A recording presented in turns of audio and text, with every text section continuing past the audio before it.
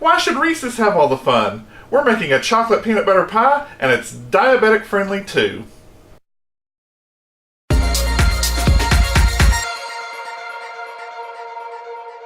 Welcome to Help at Home, your resource for great recipes and easy learning. I'm Jim Hightower. Today we're making a delicious chocolate peanut butter pie, and it's diabetic friendly too, and I'm so excited because I have some new diabetic friends and a diabetic wife.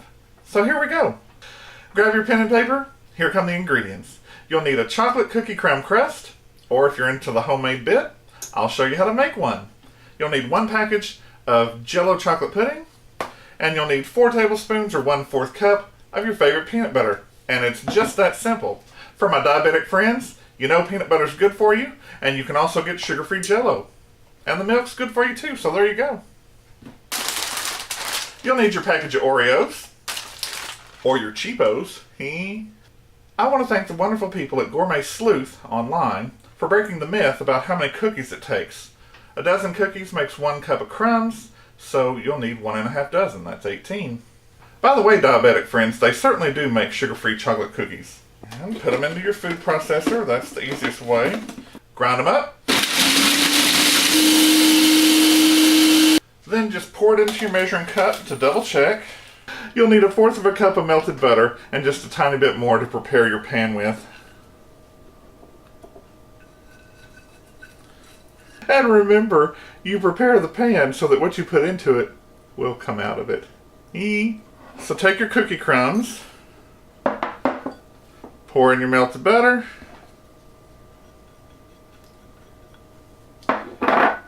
mix it up. It will be a little bit dry, but trust me, you don't want to over butter this or you'll have a nasty, muddy swamp once you put it in the oven. And the goal here is to get them to stick together.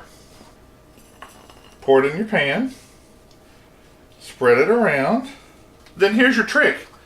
Get an individual measuring cup like this and use it to form your pie crust. That's all there is to it. I would love to take credit for this method, but I've seen it done before. I don't know if it was Julia Child or just somebody else's child. And there you go. Into your oven at 350 degrees for 5 minutes, 10 at the absolute most. You don't want to make concrete here. Trust me. It was a real here kind of situation. Really, all you're doing by putting it in the oven is just kind of setting it so it will hold together. Here it is just out of the oven.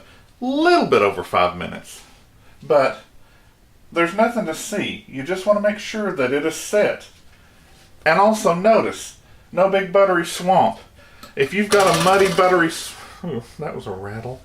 If you've got a muddy buttery swamp, you've put too much butter, and chances are you may need to start back over. Let this cool for at least 20 minutes. Because if you put your cold filling in this hot plate, bad things will happen. This next part goes super fast. You just need 1 3/4 cup of cold milk, 1 package of chocolate pudding, and 1/4-ish cup of peanut butter. You may want more, that's up to you. And instead of the 2 cups of milk that you would normally put in, do 1 3/4 because you want a slightly firmer filling. You can use a stand mixer or even a whisk. These handy immersion blenders are, well, handy.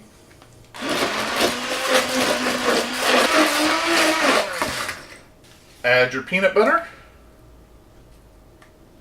and mix it in.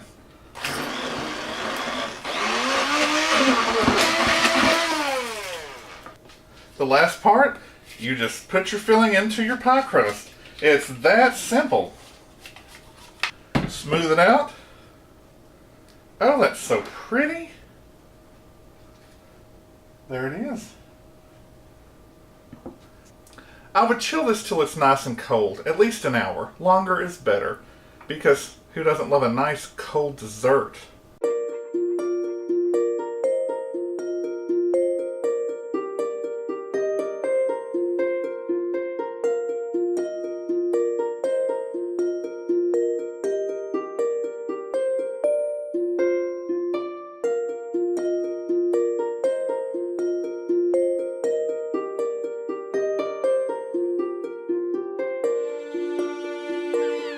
If you like this recipe for diabetic-friendly chocolate peanut butter pie, give it a thumbs up. Subscribe and share with your friends who like to cook or just want to learn how. Drop me a line in the comments below about your experiences with this delicious recipe and what else you'd like to see in the kitchen. Click the bell in the top right hand corner for notifications. I'm Jim Hightower, and remember, everyone needs help, even me.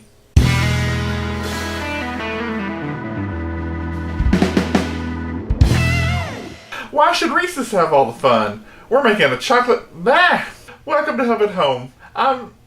Who am I? The easiest way to make this is just the blubber. I would chill this till it's nice and... No. Flopper. Give it a thumbs up. Subscribe. Subscribe.